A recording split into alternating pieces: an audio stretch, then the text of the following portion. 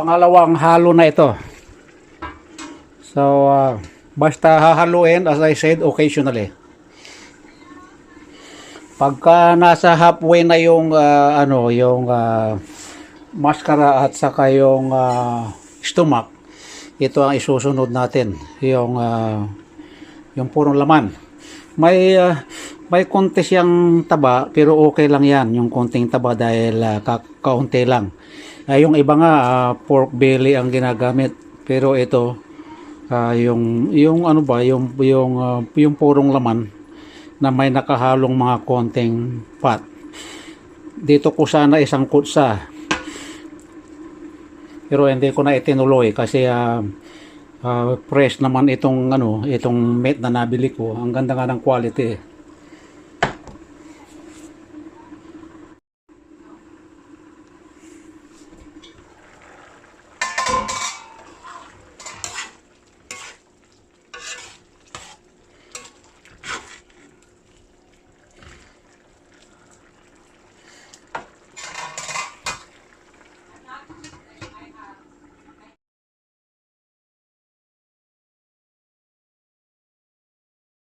Alright, nasa halfway na yung unang niluluto natin, yung stomach and then yung mascara, yung nguso ng pork. Now, ilalagay na natin yung puro na laman, pure meat. Yan, kasi madaling lutuin yan, kaya hindi natin pwede isabay. So, haluin as usual. Yan, napakarami nito. Isang kawali. Ayan, hahaluin ng hahaluin. Stop saying those words, please. And then, pagkatapos na mahalo, and then tatakpan uli natin. Yan, nakita nyo yan, halos wala ng tubig. Once na kumulo yan, kusang magtutubig yan. Ayan, so tatakpan natin at balikan natin pagka kumulo na.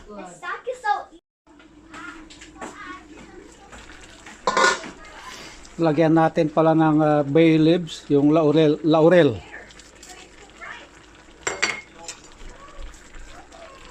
Kumukulo na. Ayan, nagtubig na. So, unang kulo yan, mula noong nilagay natin yung itong laman, yung meat, yung pork meat. So, haluin natin. So, ito ay lulutuin natin hanggang sa lumambot yung lahat-lahat.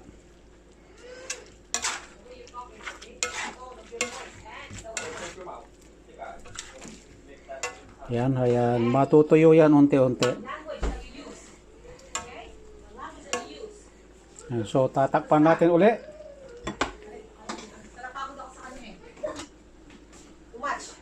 So, haluin natin uli. Hayaan nating maluto lahat.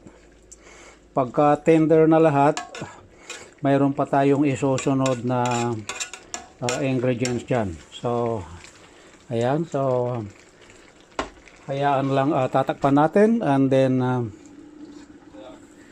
let it cook till tender. Haluin natin ulit.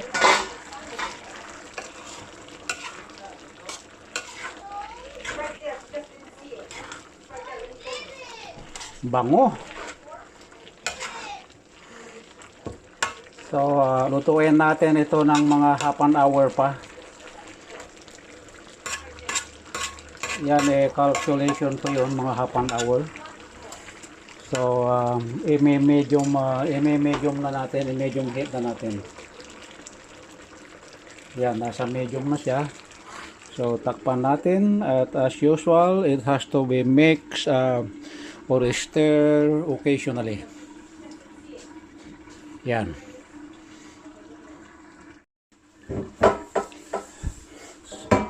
So, halos luto na. So, huling ilalagay natin yung pampakulay. Yan. Kasi hindi masasabing dinuguan kung wala yan. Ayan. Tapos, isa pa, bali 2 cup yan.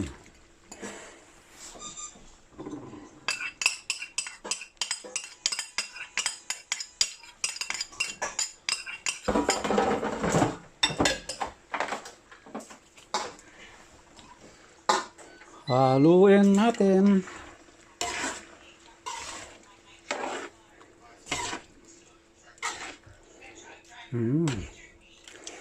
Ganda ng kulay.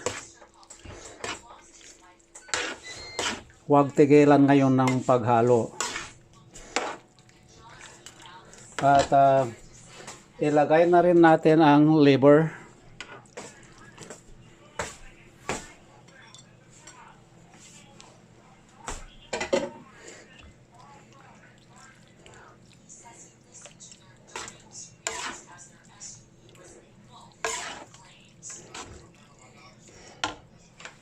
And then sunod natin sili na maanghang. Para masarap kasi pagka a bit spicy, ilagay na rin natin yung long grain hot pepper. Ayan. Hindi na makita, naging itim na yung naging brown na yung kwan.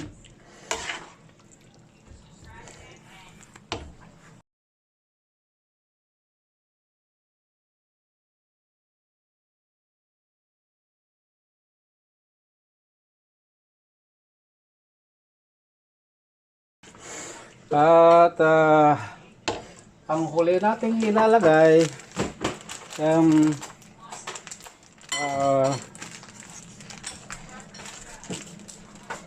saan ba yung gunting?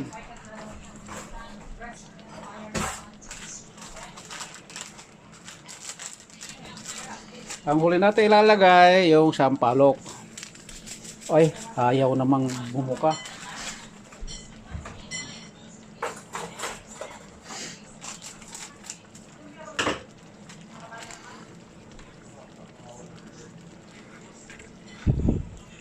Tikman nga natin yung timplada ng yung asin niya. Yung alat.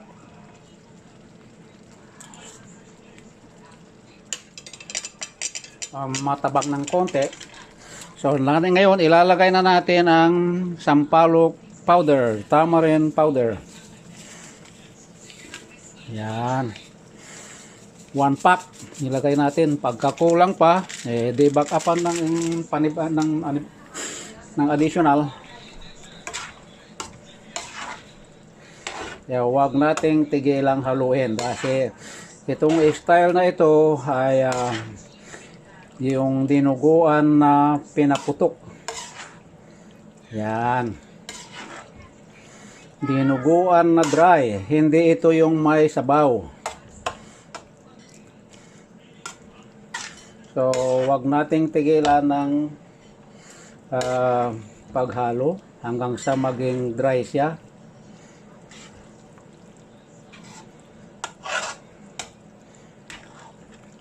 Ayan, napaka ganda ng kulay niya. So, dahil medyo matabang, titikman natin uli.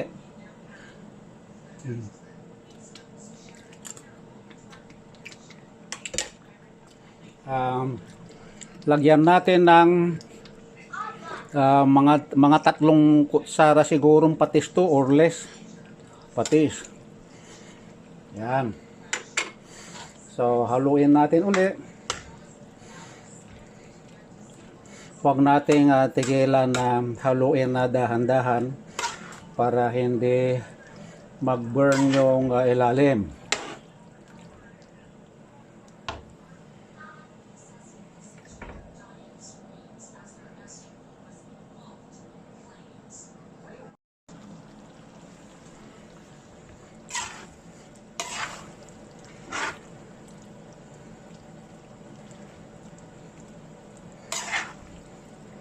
Sarap ng amoy niya. Siya nga pala, sa mga hindi kumakain ng ganitong luto, ay pagpasensyahan na po.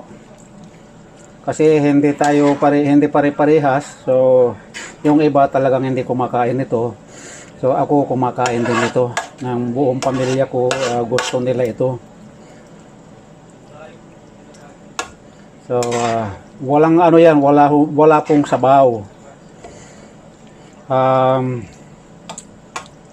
Pwede mong, mga kapatid, pwede nyong gawin ito sa dinuguan na ang paasim ay sampalok na powder, tamarind powder, or if you have fresh tamarind, mas maganda rin yung fresh tamarind. Ito, kung wala kayong vinegar, ay ito ang gamitin nyo. Yung marami ito sa mga Filipino store or any Asian store. They have this tamarind powder. So ayan po. So luto na ang ating dinuguan na pinaputok. So tayo po ay maglalagay na ng kakainin. So ito po ay para sa akin mamaya. Masarap iulam ito sa sa puto. Kung may puto, napakasarap. Puto at pansit. Ayan ang kamats niyan. So wala naman tayong puto. So ito na lang. Ayan po. Ayan, luto na ang ating dinuguan sa sampalok powder. Mga kapatid, kung nag-enjoy kayo sa aking pinakitang pagluluto ng dinuguan sa sampalok, ay huwag kalilimutang i-like, comments, and subscribe my channel, Leonardo De Guerto. At kung hindi pa kayo updated, ay huwag kalilimutang i-click ang notification bell para updated po kayo sa susunod kong mga video. So ano pa ang inaantay natin? So thumbs up na naman po tayo. Ayan.